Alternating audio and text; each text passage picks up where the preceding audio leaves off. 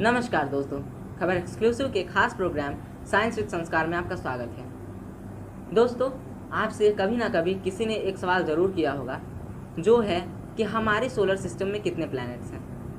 आप में से कई कहते हैं कि 8, कईयों ने कहा होगा 9 और कई लोग कंफ्यूज रहते होंगे कि 8 कहा जाए या 9। ये कन्फ्यूज़न प्लूटो को लेकर रहती है कि प्लूटो को हम एक ग्रह कंसीडर करें, एक प्लैनेट सोचे या फिर ये कुछ और है। तो दोस्तों, आज यही कन्फ्यूज़न आपकी दूर होगी, क्योंकि आज की वीडियो में हम बात करने वाले हैं प्लूटो की डिस्कवरी से लेकर के वो एक प्लैनेट है या नहीं, और उसके बारे में कुछ इंटरेस्टिंग टॉपिक्स भी आपको बताएंगे। तो बिना देरी किए इस वीडियो को शुरू करते हैं। तो दोस्तों, प्लूटो की डिस्कवरी 18 फरवरी 1930 को हुई थी, यानी 18 फरवरी 1930, और ये डिस्कवरी लॉवेल ऑब्जर्वेटरी द्वारा की गई थी, जो कि फ्लैगस्टाफ एरिज़ोना में स्थित है। दोस्तों, इसके डिस्कवरर का नाम था क्लाइड डब्ल्यू टॉम्बैग, और क्लाइड डब्ल्यू टॉम्बैग ने ये डिस्कवरी विलियम एच पिकरिंग की मदद से की थी। तो दोस्तों, अब चलिए शुरू करते हैं कि कैसे प्लूटो की डिस्कवरी हुई। तो दोस्तों, उस समय के एक साइंटिस्ट थे जिनका नाम था पर्सिवल लॉवेल, जिन्होंने 1894 में लॉवेल ऑब्जर्वेटरी की स्थापना की थी। दोस्तों, पर्सिवल लॉवेल ने 1906 में एक प्रोजेक्ट शुरू किया, जिसमें उन्हें एक 9वां प्लैनेट ढूंढना था, जिसका नाम उस टाइम उन्होंने प्लैनेट एक्स रखा था। दोस्तों, पर्सिवल लॉवेल ने उस समय पिकरिंग की मदद ली, क्योंकि पिकरिंग उस समय के जाने माने प्लैनेट प्रेडिक्टर थे। दोस्तों, 1909 यानी इस प्रोजेक्ट के शुरू होने के 3 साल बाद तक पिकरिंग और लॉवेल ने मिल करके बहुत सारे रिसर्च किए थे, जिसमें उन्होंने कुछ कोऑर्डिनेट्स इकट्ठा किए थे, जो कि माना जाता है कि प्लूटो के हो सकते थे, इस प्लैनेट एक्स के हो सकते थे। दोस्तों, इन दोनों ने अपने रिसर्च को कंटिन्यू रखा, पर दुर्भाग्यपूर्ण 1916 यानी 1916 में लॉवेल की मौत हो गई। लॉवेल की मौत से पहले 19 मार्च 1915 में लॉवेल ऑब्जर्वेटरी से 2 प्लूटो की फ़ोटो खींची गई थी, बट ये दोनों फ़ोटो बहुत ही ज़्यादा धुंधली थी, जिसमें कुछ क्लियर नहीं हो रहा था कि ये जो ऑब्जेक्ट इसमें है ये कोई एक प्लैनेट है या नहीं। दोस्तों, प्लूटो की तस्वीर अनजाने में खींचने वाले पर्सिवल लॉवेल कोई पहले व्यक्ति नहीं थे। माना यह जाता है कि लॉवेल से पहले ही 16 लोगों ने प्लूटो की तस्वीर खींच ली थी, जिसमें से सबसे पहले ये काम किया था यर्क्स ऑब्जर्वेटरी ने, जो कि अगस्त 1909 में ली गई थी।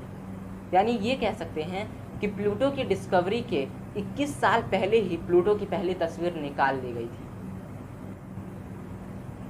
दोस्तों, अब कंटिन्यू करते हैं कि ये खोज हुई कैसे। तो दोस्तों, लॉवेल की मौत के कई सालों बाद तक ये काम को शुरू नहीं किया गया, और इस काम को 1929 में फिर से शुरू किया, जब ये क्लाइड डब्ल्यू टॉम्बैग लॉवेल ऑब्जर्वेटरी में आए। इन्हें काम दिया गया कि इन्हें 2 हफ्तों के अंतर में, यानी 2 हफ्तों के डिफरेंस में रात में स्काई की, स्पेस की फ़ोटो खींचनी थी, जिसमें उन्हें फिर ये चेक करना था कि जिस ऑब्जेक्ट की उन्होंने फ़ोटो खींची है क्या उसने अपनी जगह चेंज की, जिससे ये पता चल सकता था कि हाँ, अगर ये जगह चेंज कर रहा है तो ये पक्का सन के ऑर्बिट में होगा, जो कि प्लैनेट होने की एक बहुत ही ज़्यादा क्रूशियल, जो कि कह सकते हैं बहुत ही ज़्यादा इम्पॉर्टेंट क्राइटेरिया है। तो दोस्तों, टॉम्बैग अपना काम करते रहे लगातार। उन्होंने एक मशीन ली थी जिसका नाम था ब्लिंक कंपार्टर। उससे वो लगातार कई दिनों तक प्लूटो की तस्वीर खींचते रहे और ये पता लगाते रहे कि क्या वो मूव कर रहा है अपनी जगह से या नहीं। दोस्तों, अब दिन आ गया 18 फरवरी 1930। ये वही दिन था जिस दिन प्लूटो की डिस्कवरी का ऑफिशियल डेट मेंशन्ड है। दोस्तों, 18 फरवरी 1930 को जब टॉम्बैग अपने कुछ पुराने खींचे हुए तस्वीर मिला रहे थे, तो उन्हें पता चला कि एक तस्वीर जो उन्होंने 23 जनवरी 1930 में ली थी और एक तस्वीर 29 जनवरी 1930 में ली थी, उन दोनों तस्वीर में एक ऑब्जेक्ट अपनी जगह चेंज कर रहा था, और जिससे उन्हें शक हुआ कि ज़रूर ये एक प्लैनेट हो सकता है। उसके बाद लॉवेल ऑब्जर्वेटरी से उन्होंने कई कन्फर्मेटरी फ़ोटोज़ लिए, यानी ये चीज़ कंफर्म करने के लिए कि हाँ, वो प्लूटो ही है या फिर वो एक ग्रह ही है। उसे कंफर्म करने के लिए और सारी फ़ोटो निकाली गई, और जब ये सारा चीज़ कंफर्म हो गया तो ये बात हार्वर्ड कॉलेज को उस टाइम भेज दी गई। दोस्तों, हार्वर्ड कॉलेज को ये बात 13 मार्च 1930 को भेजी गई, और फिर उसके बाद ये कंफर्म हो गया कि हाँ, प्लूटो एक प्लैनेट है। तो दोस्तों, प्लूटो जो उस टाइम प्लैनेट एक्स था, उसको उसका नाम मिला 24 मार्च 1930 में। दोस्तों, प्लूटो का नाम एक रोमन गॉड के नाम पे रखा गया है, जो कि गॉड ऑफ अंडरवर्ल्ड है, और ये नाम 11 साल की लड़की जो कि इंग्लैंड में रहती थी, वेनेटिया बर्नी, उन्होंने सजेस्ट किया था, और इस काम के लिए उन्हें अवार्ड भी दिया गया। तो दोस्तों, अब बात कर लेते हैं कि क्या प्लूटो एक प्लैनेट है। तो इसका जवाब है अब नहीं। मतलब हाँ, ये पहले प्लैनेट हुआ करता था, 2006 के पहले ये प्लैनेट हुआ करता था, बट अब नहीं। ये ऐसा इसलिए है क्योंकि इंटरनेशनल एस्ट्रोनॉमिकल यूनियन यानी IAU ने इसे प्लैनेट के स्टेटस से बाहर कर दिया, और इसे एक नया स्टेटस दिया है जो है ड्वार्फ प्लैनेट। ऐसा इसलिए किया गया क्योंकि प्लैनेट होने के लिए कुछ क्राइटेरिया होती हैं, जिसे एक ऑब्जेक्ट को फॉलो करना पड़ता है ताकि वो प्लैनेट के स्टेटस के अंदर आ सके। तो दोस्तों, पहले हम इन क्राइटेरियाज को सुन लेते हैं, उसके बाद डिस्कस करेंगे कि क्या कि प्लूटो कौन से क्राइटेरिया को फॉलो नहीं करता है। तो दोस्तों, ऐसे 3 क्राइटेरिया हैं जो एक प्लैनेट को फॉलो करनी होती हैं, जिसमें से पहली क्राइटेरिया है कि it is in direct orbit with sun. मतलब कि जो ऑब्जेक्ट जिसे हमें प्लैनेट कंसिडर करना है वो सन की डायरेक्ट ऑर्बिटिंग करनी चाहिए। दूसरी क्राइटेरिया है कि it has sufficient mass to assume hydrostatic equilibrium, या फिर इसे ऐसे कह सकते हैं कि उसके पास इतना मास हो कि उसका हम हाइड्रोस्टैटिक इक्विलिब्रियम को कंसीडर कर सकें। यानी ये कह सकते हैं कि उसका आकार गोल हो, लगभग गोल होना चाहिए। और तीसरा है कि it has cleared it's neighbourhood around its orbit, मतलब कि इसने अपने ऑर्बिट में साफ सफाई रखनी होगी। अब साफ सफाई का मतलब ये नहीं कि कोई और ऑब्जेक्ट आ ही नहीं सकता, इसका मतलब ये है कि ये जो ऑब्जेक्ट है ये अपनी ऑर्बिट में ग्रेविटेशनली डोमिनेंट हो, यानी इसके ऑर्बिट में सबसे ज़्यादा ग्रेविटेशन पावर इसी के पास हो, और इसके ऑर्बिट में इसके साइज़, इसके कंपेरेबल साइज़ का ऑब्जेक्ट कोई और ना मौजूद हो, और अगर हो तो या तो ये इसका नेचुरल सैटेलाइट जैसे कि अर्थ का मून होता है वैसा हो, या फिर इसके ग्रेविटेशनल पावर के अंदर आता हो, यानी ग्रेविटी के इसके अंदर आता हो।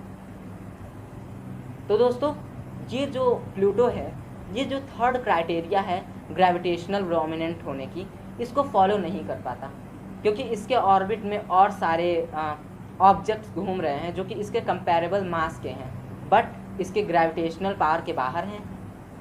तो दोस्तों, इसी वजह से प्लूटो को हम प्लैनेट स्टेटस ना दे करके ड्वार्फ प्लैनेट का स्टेटस देते हैं। और ड्वार्फ प्लैनेट वो प्लैनेट होता है जो कि सन की डायरेक्ट ऑर्बिटिंग कर रहा हो, बट वो प्लैनेट ना हो, वो ग्रेविटेशनल डोमिनेंट ना हो। तो दोस्तों, अब बात कर लेते हैं प्लूटो के कुछ इंटरेस्टिंग फैक्ट्स के बारे में। दोस्तों, प्लूटो के पास 5 मून हैं, यानी 5 नेचुरल सैटेलाइट हैं। दूसरा फैक्ट है कि प्लूटो 1/3 ऑफ वाटर है, यानी प्लूटो का 1/3 हिस्सा पानी का ही है। और प्लूटो सबसे बड़ा ड्वार्फ प्लैनेट है। प्लूटो अब तक का खोजा गया सबसे बड़ा ड्वार्फ प्लैनेट है। दोस्तों, प्लूटो को एक स्पेसक्राफ्ट विजिट भी कर चुका है, यानी प्लूटो तक एक स्पेसक्राफ्ट जा भी चुका है, जिसका नाम है न्यू होराइजन, जो कि 2006 में लॉन्च हुआ था और 14 जुलाई 2015 में प्लूटो तक पहुंचा था। दोस्तों, प्लूटो के पास कभी कभी एटमॉस्फेयर भी होता है। जब वो सन के नज़दीक आता है तो उसके पास एक एटमॉस्फेयर क्रिएट हो जाता है। और प्लूटो के बारे में आखिरी और सबसे इंटरेस्टिंग फैक्ट ये है कि प्लूटो अपना एक रेवोल्यूशन 248 साल में कंप्लीट करता है। यानी जैसे पृथ्वी अपना सन के अराउंड एक चक्कर 365 दिन में कंप्लीट करती है, वैसे ही प्लूटो 248 साल में अपने एक ऑर्बिट को कंप्लीट करता है। यानी प्लूटो के खोजे जाने के बाद, यानी जिस जगह प्लूटो को सबसे पहली बार देखा गया था, उसे अब दोबारा 2178 में देखा जाएगा। तो दोस्तों, आज के वीडियो में बस इतना ही। फिर मिलेंगे अगले संडे सुबह 11:30 बजे किसी और ही बहुत अच्छे इंटरेस्टिंग टॉपिक के साथ। तब तक के लिए खबर एक्सक्लूसिव पेज को लाइक करें, और अगर आप ये वीडियो यूट्यूब पे देख रहे हैं तो इसे ज़रूर सब्सक्राइब कर लें इस चैनल को। और तो और हमारे फेसबुक पेज पे रोज़ाना रात 8 बजे सीधी बात सौरभ के साथ देखना ना भूलें।